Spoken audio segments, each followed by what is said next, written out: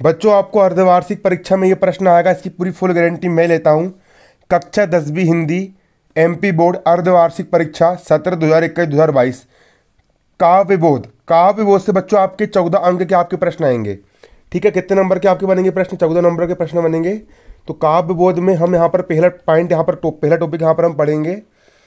आज की इस वीडियो में हम यहाँ पर ये पढ़ने वाले हैं कि काव्य की परिभाषा दीजिए एवं काव्य के प्रकार लिखिए। दृश्य काव्य, श्रव्य काव्य, प्रबंध काव्य किसे कहते हैं? आज की वीडियो में आपको इतना पढ़ाने वाला हूँ। पेपर में ज़रूर पूछा जाता है, सरल भाषा में हम समझेंगे। वीडियो देखते ही आपको समझ में आ जाएगा, इसकी गारंटी मैं लेता हूँ। तो सबसे पहले हम ये पढ़ेंगे बच्चों, आप पेपर कॉपी में क्वेश्चन लिख सकते हो, फिर आप देख लीजिए। काव्य की परिभाषा लिखिए। तो काव्य की परिभाषा क्या होती है? तो काव्य की परिभाषा का उत्तर बच्चों आपको यहाँ पर ये मिलेगा। आप यहाँ पर देख सकते हो, ये लिखिए काव्य की परिभाषा। आपको यहाँ से लेकर के पूरा काव्य की परिभाषा यहाँ तक आपकी है, काव्य की परिभाषा। तो बच्चों समझ लीजिए काव्य किसे कहते हैं, काव्य की परिभाषा क्या होती है। काव्य, काव्य का मतलब होता है कविता। काव्य का मतलब क्या होता है? कविता।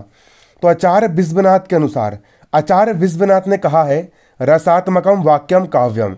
रसात्मकम मतलब रसयुक्त वाक्य ही काव्य होता है।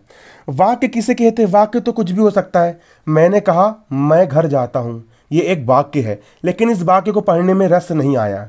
लेकिन भाई अगर हम दूसरा वाक्य पढ़ते हैं, बुलाती है मगर जाने का नहीं, तो उसको पढ़ने से एक रस आया।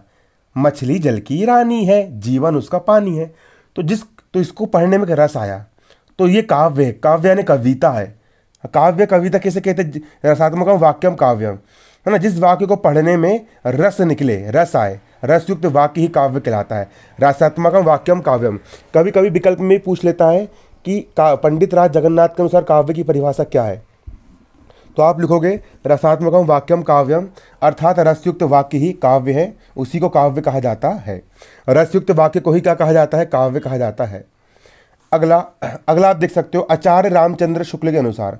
आचार्य रामचंद्र शुक्ल ने क्या कहा? जो उक्ति मतलब जो लाइन, जो पंक्ति हृदय में कोई भाव जागृत कर दे। जैसे आप पढ़ते हो, देखा लखन का हाल तो श्री राम रो पड़े। इसको पढ़ने से एक भाव जागृत हुआ, है ना कि नहीं? तो ये जो, इसी को बोलेंगे कविता, इसी को बोलेंगे हम गाना।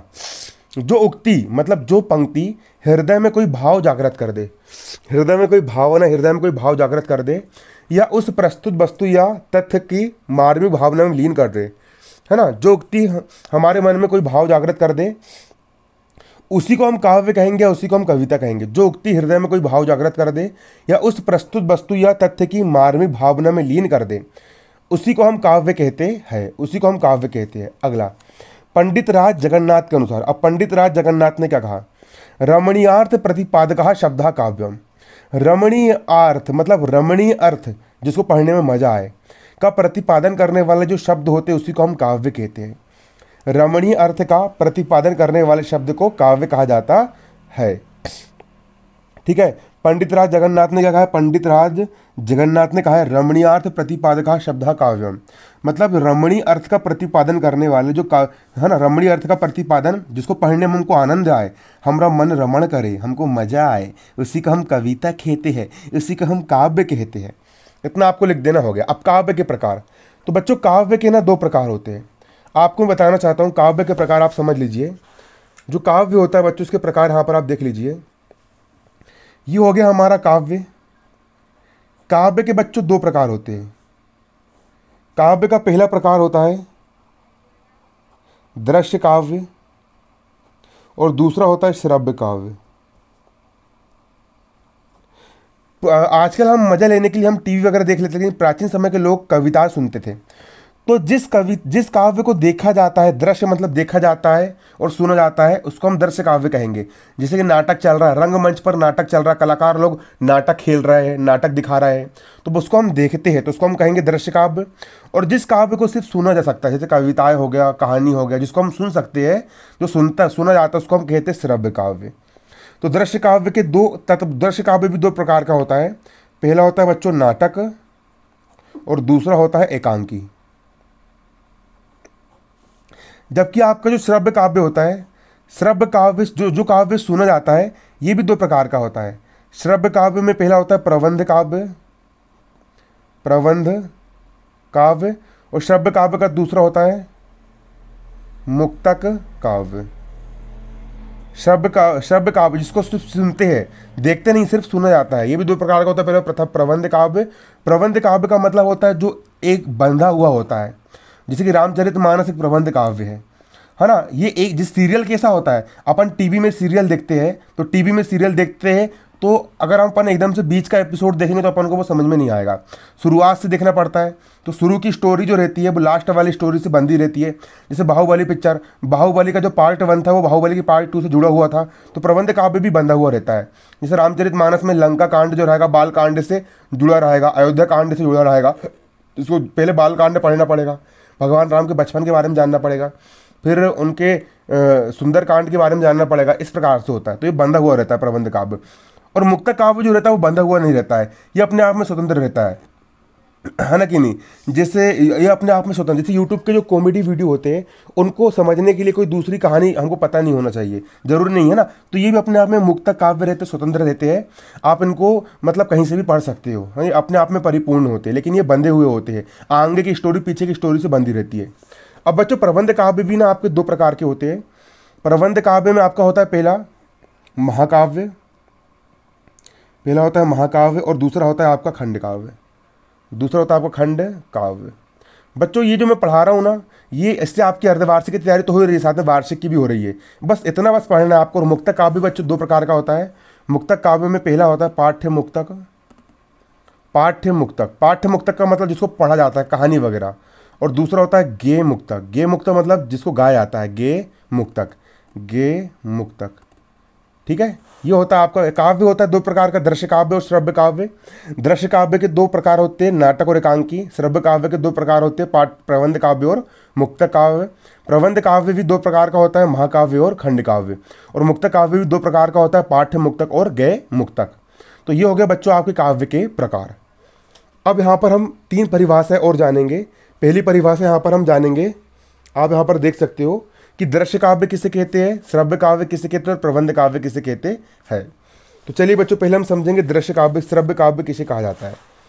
तो यहाँ पर आप देख सकते हो, ये है यहाँ पर श्रव्य काव्य,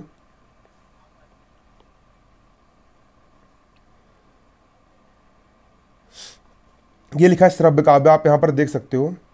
जिस छंदमयी रचना का आनंद सुनकर या पढ़कर लिया जाता है, जिस श्रव्य मतलब सुनना, जिस छंदमयी रचना का आनंद हम सुनकर के लेते हैं या फिर पढ़ करके लेते हैं, उसे श्रव्य काव्य कहते हैं। जैसे रामचरितमानस, इसको सुना जाता है, ठीक है, इसको हम पढ़ते हैं, है ना।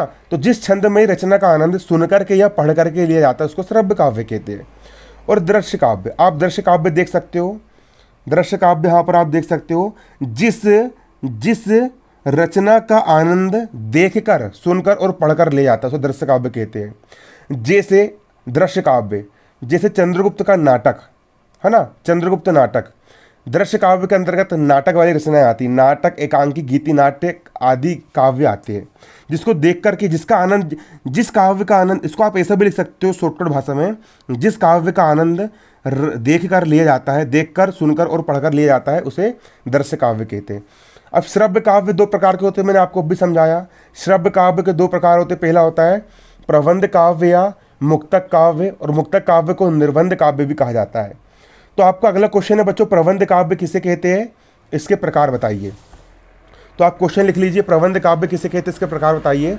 तो प्रबंध काव्य हम लिखेंगे, और प्रबंध काव्य के दो प्रकार होते हैं, पहला होता है महाकाव्य और दूसरा होता है खंड काव्य।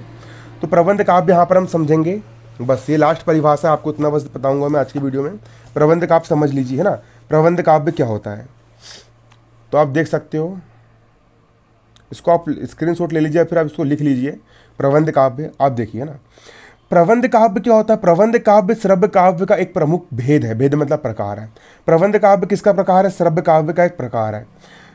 प्रबंध काव्य के छंद एक कथा के धागे में माला की तरह गुंदे होते हैं, जैसे कि धागे में माला गुथी होती है, फूलों की माला, फूल गुथे हुए होते हैं, उसी प्रकार इस प्रबंध काव्य की जो कथा होती है ना, वो गुथी हुई होती है। आगे की कथा मतलब शुरू से लेकर के आखिरी तक पूरी पूरी कथा चलती है, मतलब एक दूसरे से संबंध रहती है। अर्थात जो रचना कथा सूत्र या छंदों की तारतम्यता में अच्छी तरह निर्बद्ध हो, मतलब बंधी हुई हो, है ना कि नहीं। पहले भगवान राम का जन्म हुआ, फिर वो कहाँ गए, फिर वो उनका वनवास हुआ, फिर रावण को मारे, बंधी हुई कथा रहती है ना कि नहीं। अर्थात जो रचना कथा सूत्र या छंदों की तारतम्यता में अच्छी तरह निर्बद्ध हो, अच्छी तरह बंधी हो, उसे प्रबंध काव्य कहते हैं। प्रबंध काव्य के प्रमुख 3 प्रकार होते हैं। प्रबंध काव्य मुख्य रूप से 3 प्रकार का होता है। पहला होता है बच्चों महाकाव्य, दूसरा होता है खंड काव्य, और तीसरा आख्यानक गीति। लेकिन ये इतना नहीं आता है, तो आप प्रबंध काव्य और महाकाव्य और खंड काव्य आप देखोगे। बच्चों आज की वीडियो में इतना ही। अगले वीडियो में आपको मोस्ट इंपॉर्टेंट क्वेश्चन समझाऊंगा, महाकाव्य एवं खंड काव्य में अंतर लिखिए। पेपर में कई बार पूछा जा चुका है, तो इसके लिए आपको अगला वीडियो मिलेगा। और बच्चों हिंदी विषय के मैंने बहुत सारे चीज़ पढ़ा चुका हूँ। हिंदी विषय में बच्चों मैंने आपको पद्य साहित्य का इतिहास पढ़ा दिया हूँ, भक्तिकाल पढ़ा दिया हूँ, आधुनिक काल पढ़ा दिया हूँ, छायावाद पढ़ा दिया हूँ, प्रयोगवाद पढ़ा दिया हूँ, मैंने कवि परिचय भी आपको पढ़ा दिया हूँ। अगर ये सब की आपने नहीं पढ़ा है तो आप मेरे चैनल भारतीय सेठ 10th बोर्ड के मेन पेज पर जाइए। वहाँ पर हिंदी की आपको अर्धवार्षिक परीक्षा की आपको प्लेलिस्ट मिलेगी, उस प्लेलिस्ट को आप चेक कीजिए, वहाँ पर आपको हिंदी के पूरे वीडियो मिल जाएंगे। बच्चों आज की वीडियो में इतना ही। धन्यवाद। जय हिंद, जय भारत।